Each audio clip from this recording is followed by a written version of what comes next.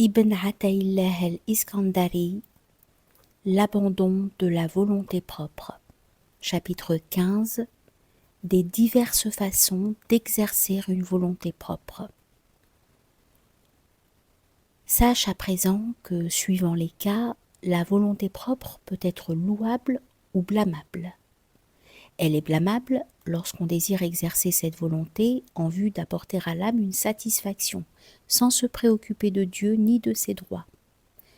Ainsi en est-il lorsque l'on veut transgresser un interdit divin, ou accéder à une faveur mondaine en négligeant Dieu, ou encore obéir à Dieu mais par ostentation. Tous ces aspects de la volonté propre sont blâmables, et ils engendreront soit un châtiment, soit un voile à l'égard de Dieu. Quiconque connaît la haute valeur de la raison doit avoir honte devant Dieu de s'en servir pour mettre en œuvre ce qui ne le rapproche pas de lui, exalté soit-il, ou qui ne lui vaudra pas son amour. L'intellect est en effet le plus grand don que Dieu ait accordé à ses serviteurs. Lorsqu'il créa les êtres, il leur prodigua ses faveurs, allouées à tous les êtres sans exception, en les existenciant et en leur accordant un soutien permanent. Tout être a bel et bien besoin de ces deux faveurs, l'existenciation et le soutien continu de Dieu. C'est d'ailleurs peut-être ainsi que l'on doit comprendre le verset coranique « Ma miséricorde embrasse toutes choses ». Cependant, comme toutes les créatures étaient associées à ces faveurs, Dieu voulut les distinguer les unes des autres pour montrer l'indéfinité des objets sur lesquels s'exerce sa volonté, ainsi que la diversité des orientations qu'elle peut prendre. Ainsi distingua-t-il certaines créatures, tels les végétaux, les animaux et l'homme, en leur accordant de croître, manifestant ainsi la puissance divine avec plus d'évidence à travers elles qu'à travers celles qui ne croissent pas. Puis il distingua l'homme et l'animal des végétaux, en donnant à ceux-ci de vivre en mouvement, chose commune à l'homme et aux animaux quels qu'ils soient. Mais Dieu voulut distinguer l'homme de l'animal. C'est alors qu'il lui accorda la raison, lui donnant ainsi la préséance sur le règne animal et achevant de le combler de ses faveurs.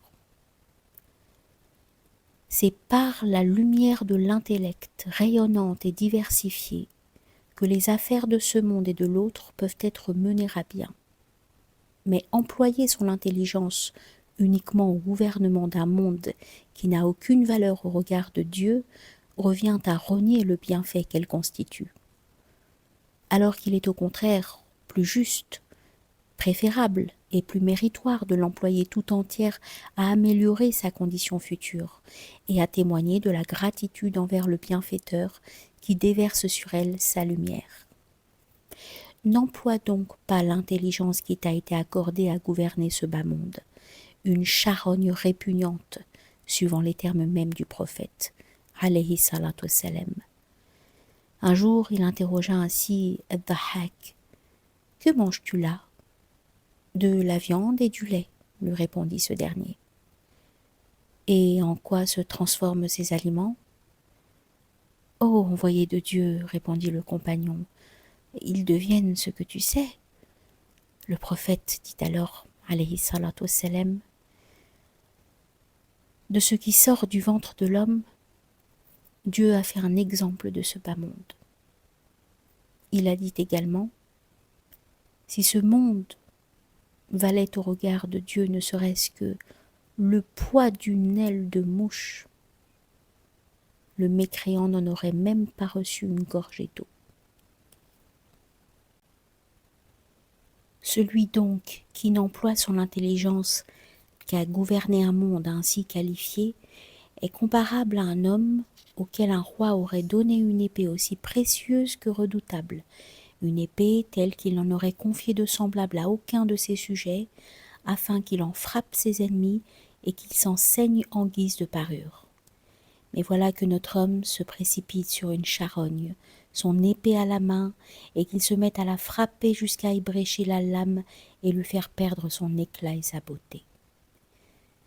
Si une telle attitude venait à la connaissance du roi, il lui ôterait son sabre sans l'ombre d'un doute, et le châtierait sévèrement pour son méfait, sans plus lui témoigner la moindre faveur par la suite. Il apparaît donc clairement que la volonté de se prendre en charge peut être blâmable ou louable suivant le cas. Est louable toute volonté qui rapproche de Dieu, par exemple, vouloir s'acquitter de ses dettes envers les créatures, soit par loyauté, soit par souci de l'égalité, ou encore désirer se repentir sincèrement vers le Seigneur des mondes, ou la pensée qui te conduit à réprimer les passions rebelles, ou à contraindre le démon séducteur, tout cela est louable, sans aucun doute. C'est ce qui faisait dire au prophète, alayhi salatu wassalam, 1 heure de réflexion est préférable à 70 années d'adoration. Mais la volonté de gouverner ce bas monde peut elle-même être considérée différemment, suivant qu'il s'agisse de le régir en vue de la vie présente ou en vue de celle de l'au-delà. Pris comme une fin en soi, le gouvernement de ce monde consiste à mettre en œuvre des causes secondes dans le but de s'enrichir ou d'y briller. Plus ces causes sont efficientes, plus celui qui les a mises en œuvre s'illusionne, et plus il se montre négligent à l'égard de Dieu, jusqu'à finir par transgresser la loi divine. En revanche, s'adonner au commerce ou à l'agriculture ou à tout autre travail en vue de se nourrir de façon licite ou de faire des largesses aux nécessiteux ou, d'une manière plus générale, pour ne pas dépendre des hommes, sont autant de manières de gouvernement du monde en vue de l'au-delà. Ce qui caractérise l'homme qui ne recherche le monde qu'en vue de Dieu est qu'il ne cherche pas à amasser du bien ni à le thésauriser, mais préfère en user avec abnégation pour secourir autrui. On reconnaît l'ascète à 2 signes distinctifs. L'un lorsque ce monde est en sa possession, et l'autre lorsqu'il lui échappe. Quand il le possède, il le redistribue, et quand il le perd, il n'en a cure. L'abnégation est donc le remerciement dû pour la possession, tandis que la quiétude est le remerciement dû pour la privation. Tel est le fruit de la compréhension donnée par Dieu, exalté soit-il, et de la connaissance. De la même manière que Dieu te fait une faveur en t'accordant les biens de ce monde, il peut aussi t'en faire une en t'en privant. Et l'on peut même affirmer que dans le second cas, sa faveur est plus complète. C'est d'ailleurs exactement ce que disait Sufyan ath-Thawri. La faveur que Dieu me fait lorsqu'il me prive d'une chose en ce bas monde est plus parfaite que lorsqu'il me l'accorde. Le cheikh Abul Hassan al-Shadili rapporte de son côté: je vis en rêve Abu Bakr le véridique, Siddiq, qui me demanda: sais-tu comment reconnaître que l'on n'éprouve plus d'amour envers ce bas monde? Non, lui répondis-je, je l'ignore. C'est de le dépenser lorsque l'on possède et d'éprouver de la quiétude lorsqu'on en est privé.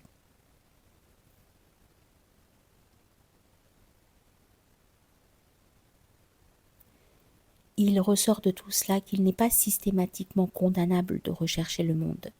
C'est de le convoiter pour lui-même et non pour son Seigneur dans l'immédiat et non en vue de l'au-delà qui mérite un blâme.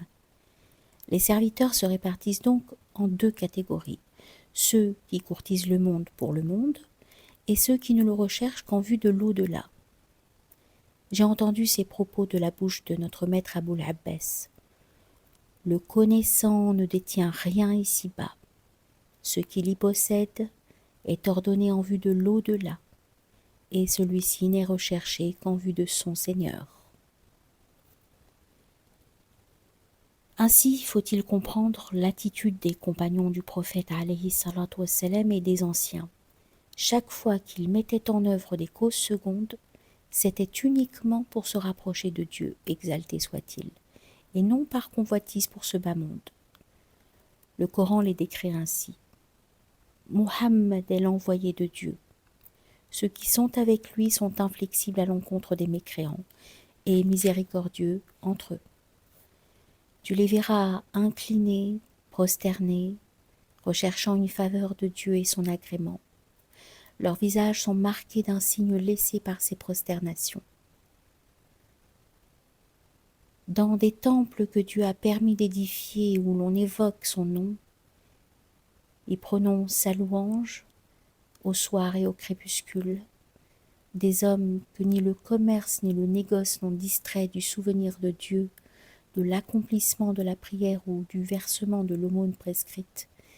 Ils craignent le jour où les cœurs seront bouleversés et les regards révulsés.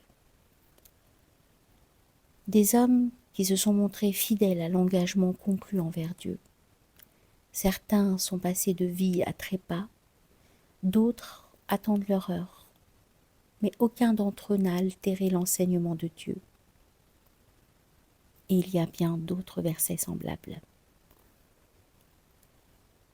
Que dis-tu de ces hommes que Dieu a choisis comme compagnons pour son envoyé, alayhi salatu wassalam, et comme témoins de sa révélation? Y a-t-il un croyant, jusqu'au jour de la résurrection, qui ne leur soit redevable de faveurs innombrables, d'une aide et d'un soutien que le temps ne saurait effacer?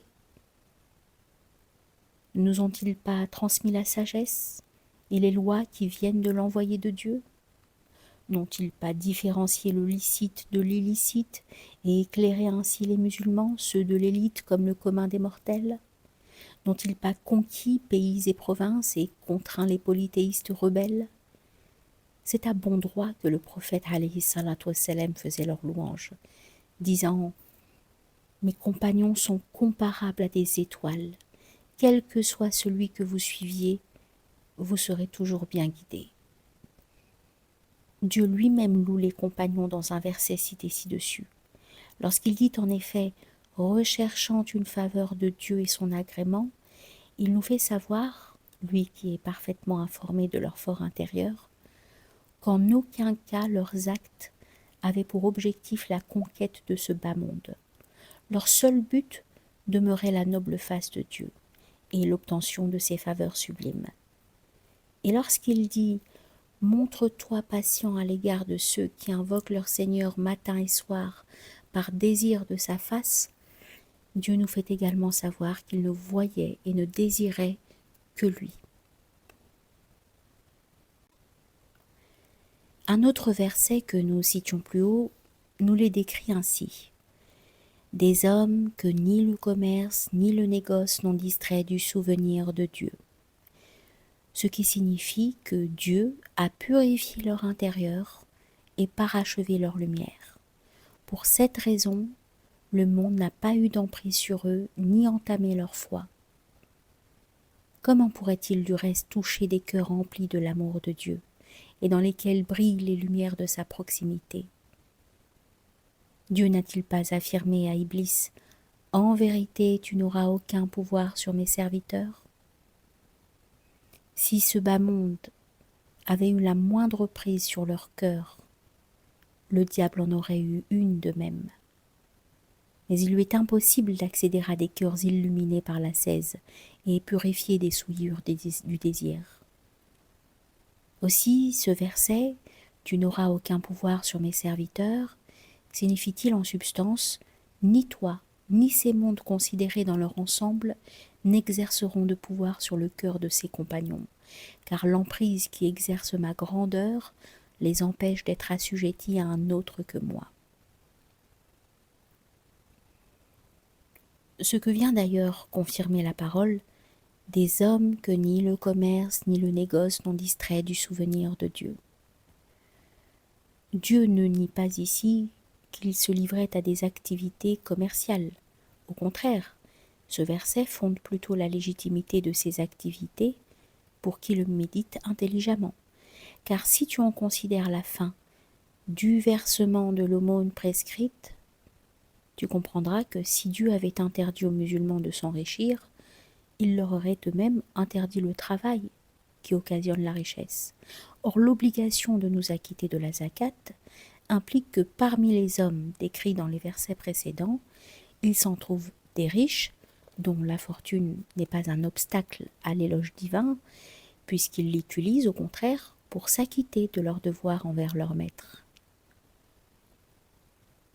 Abdallah ibn Utba rapporte par exemple: le jour de son assassinat, Uthman disposait chez son trésorier de 150 000 dinars et d'1 million de dirhams.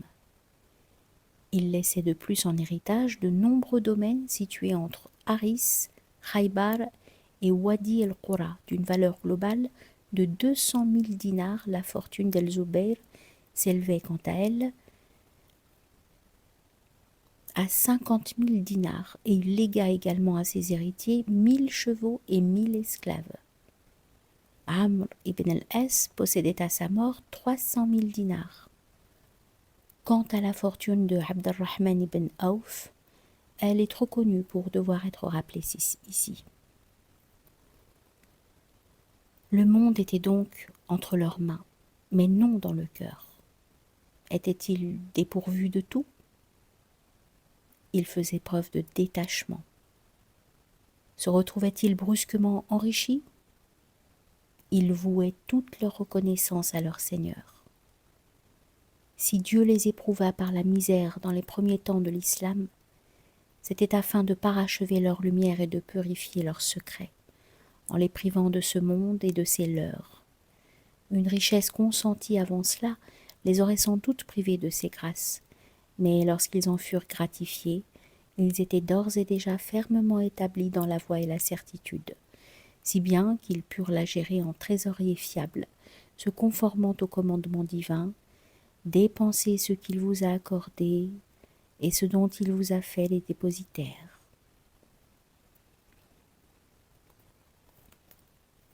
C'est pour cette même raison que la guerre sainte leur fut interdite au commencement de la révélation. Montrez-vous indulgents et pardonnez-leur jusqu'à ce que Dieu vous fasse connaître son commandement. Si elle avait été autorisée au début de l'islam, les musulmans fraîchement convertis auraient sans doute inconsciemment cherché à obtenir la victoire à des fins individuelles. Lorsque Ali, que Dieu l'agrée, portait un premier coup au combat, il laissait un court laps de temps s'écouler avant de donner le second, de crainte que ce soit la passion individuelle qui guide son bras. Il connaissait en effet à merveille les replis subtils et pernicieux de l'âme humaine.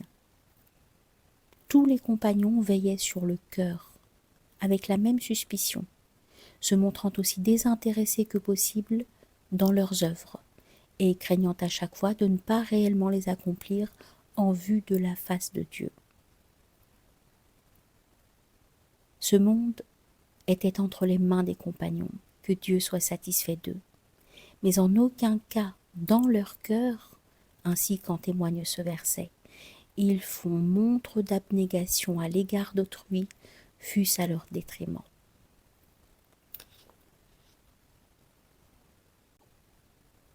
On rapporta que l'un d'eux fit cadeau d'une tête de brebis à l'un de ses frères, mais celui-ci se dit: un tel en a plus besoin que moi, et il partit la lui offrir aussitôt.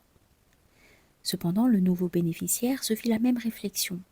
À force de s'offrir ainsi ces têtes les uns aux autres, elle revint à son propriétaire initial, après être passée entre 7 mains différentes. Il te suffit sinon pour te convaincre du détachement des compagnons, de te souvenir que Omar fit don au prophète alayhi salatu wassalam de la moitié de ses biens, et que Abu Bakr lui en apporta la totalité. Abdurrahman ibn Auf lui fit don de 700 chameaux chargés de présents, et Uthman équipa entièrement l'armée de la difficulté, sans compter d'autres œuvres louables et attitudes sublimes. Un autre des versets que nous avons cités: des hommes qui se sont montrés fidèles à l'engagement conclu envers Dieu. Certains sont passés de vie à trépas, d'autres attendent leur heure, mais ils n'ont pas altéré l'enseignement de Dieu. Ce verset vient attester de la sincérité des compagnons au plus profond d'eux-mêmes, dans un secret que Dieu seul exalté soit-il pouvait pénétrer. Quel éloge extraordinaire constitue cette parole, et quel motif de fierté considérable!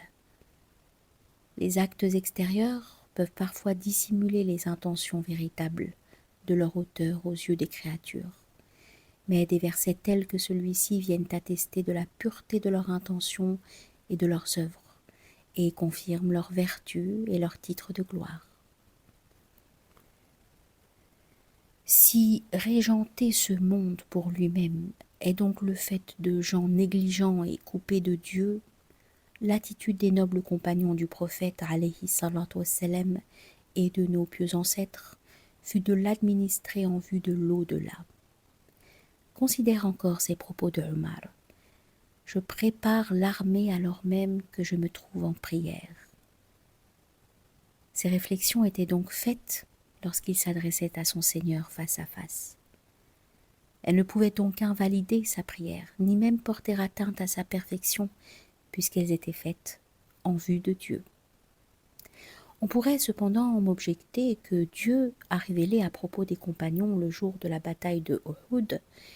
Il en est parmi vous qui convoitent ce monde et d'autres qui convoitent l'au-delà. Ce qui a d'ailleurs fait dire à certains d'entre eux: nous ne pensions pas qu'un seul d'entre nous puisse convoiter ce monde jusqu'à ce que Dieu fasse descendre ce verset.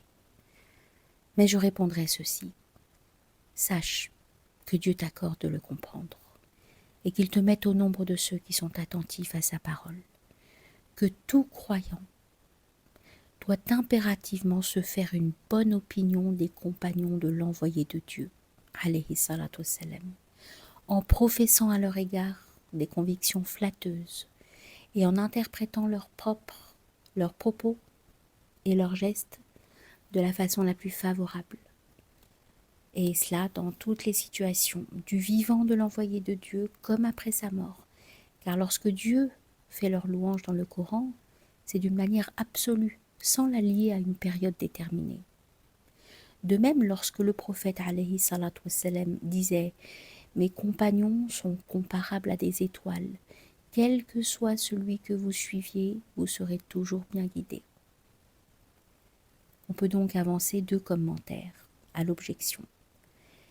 D'abord que, si certains compagnons convoitaient bel et bien le monde, ce n'était qu'en vue de l'au-delà, tels ceux qui désiraient leur part de butin pour le dépenser d'une façon qui fût agréable à Dieu, en faisant l'aumône par exemple ou en se montrant généreux.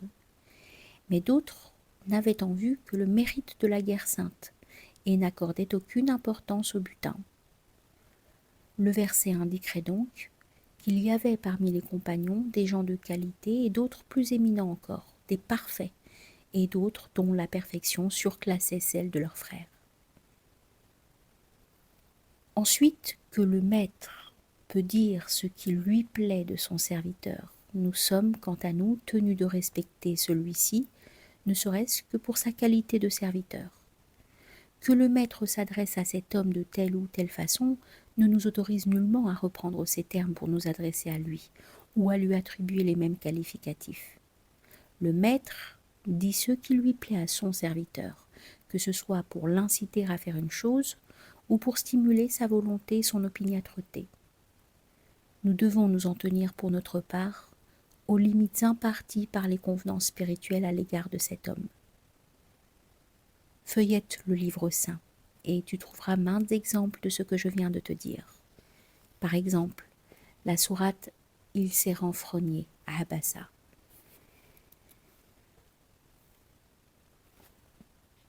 Celle-là même dont Aïcha disait: si l'envoyé de Dieu avait pu dissimuler une partie du Coran, il aurait dissimulé cette sourate.